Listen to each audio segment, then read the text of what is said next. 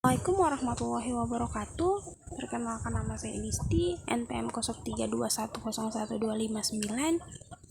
Baik, saya akan mereview pengertian dan landasan pembelajaran tematik. Pengertian pembelajaran tematik menurut para ahli. Yang pertama, menurut Poewarda Minta, pembelajaran tematik adalah pembelajaran terpadu yang menggunakan tema untuk mengaitkan beberapa mata pelajaran sehingga dapat memberikan pengalaman bermakna kepada murid. Yang kedua, menurut Haidius Subroto, pembelajaran terpadu adalah pembelajaran yang diawali dengan suatu pokok bahasan atau tema tertentu yang dikaitkan dengan pokok bahasan lain. Konsep tertentu dikaitkan dengan konsep lain yang dilakukan secara spontan atau direncanakan, baik dalam suatu bidang studi atau lebih, dan dengan beragam pengalaman belajar anak, maka pembelajaran menjadi lebih bermakna. Yang ketiga, menurut Abdul Majid, pembelajaran tematik menurut salah satu model pembelajaran terpadu yang merupakan suatu sistem pembelajaran yang memungkinkan siswa, baik secara individu maupun kelompok aktif, menggali dan menemukan konsep serta prinsip-prinsip keilmuan secara holistik, bermakna dan autentik. Yang keempat, pengertian pembelajaran tematik.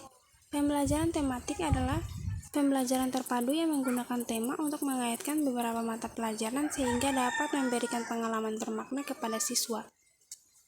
Tema adalah pokok pikiran atau gagasan pokok yang menjadi pokok pembicaraan sesuai dengan tahapan perkembangan anak. Karakteristik cara anak belajar, konsep belajar dan pembelajaran bermakna. Kegiatan pembelajaran anak kelas awal SD sebaiknya dilakukan dengan pembelajaran tematik. Selanjutnya, landasan pembelajaran tematik. Landasan pembelajaran tematik terbagi menjadi 3, filosofi, yang kedua psikologi, yang ketiga yuridis. Selanjutnya, landasan filosofi pembelajaran tematik sangat dipengaruhi oleh 3 aliran filsafat, yaitu yang pertama progresivisme, yang kedua konstruktivisme, yang ketiga humanis. Baik, membahas tentang landasan filosofi pembelajaran tematik. Yang pertama, aliran progresivisme memandang proses pembelajaran perlu ditekankan pada pembentukan kreativitas, pemberian sejumlah kegiatan, suasana yang alamiah, dan memperhatikan pengalaman siswa. Yang kedua, aliran konstruktivisme melihat pengalaman langsung siswa sebagai kunci dalam pembelajaran. Menurut aliran ini, pengetahuan adalah hasil konstruksi atau bentuk oleh manusia. Manusia mengkonstruksi pengetahuannya melalui interaksi dengan objek, fenomena, pengalaman, dan lingkungannya. Pengetahuan tidak dapat ditransfer begitu saja dari seorang guru kepada anak, tetapi harus diinterpretasikan sendiri oleh masing-masing siswa. Pengetahuan bukan sesuatu yang sudah jadi, melainkan suatu proses yang berkembang terus-menerus. Keaktifan siswa yang diwujudkan oleh rasa ingin tahunya sangat berperan dalam perkembangan pengetahuannya.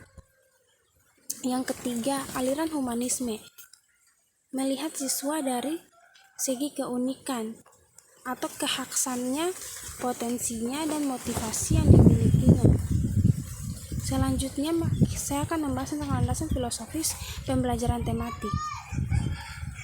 Yang kedua, landasan filosofi.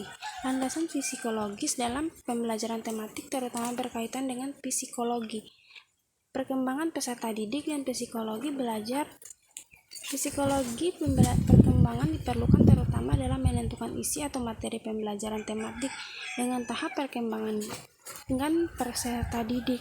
Psikologi belajar memberikan kontribusi dalam hal bagaimana isi atau materi pembelajaran tematik tersebut disampaikan kepada siswa dan bagaimana pula siswa mempelajarinya. Yang ketiga, landasan yuridis. Landasan yuridis dalam pembelajaran tematik berkaitan dengan berbagai kebijakan atau peraturan yang mendukung pelaksanaan pembelajaran tematik di sekolah dasar. Landasan yuridis tersebut adalah Undang-Undang Nomor 23 Tahun 2002, pendidikan dan pengajaran dalam pengembangan pribadinya, dan tingkat kecerdasannya sesuai dengan minat dan bakat. Pasal 9 Undang-Undang Nomor 20 Tahun 2003 tentang Sistem Pendidikan Nasional Bab 4 Bab 1 Pasal 1B menyatakan bahwa setiap peserta didik pada setiap satuan pendidikan berhak mendapatkan pelayanan pendidikan sesuai dengan bakat, minat, dan kemampuannya. Selanjutnya, membahas tentang hakikat pembelajaran tematik.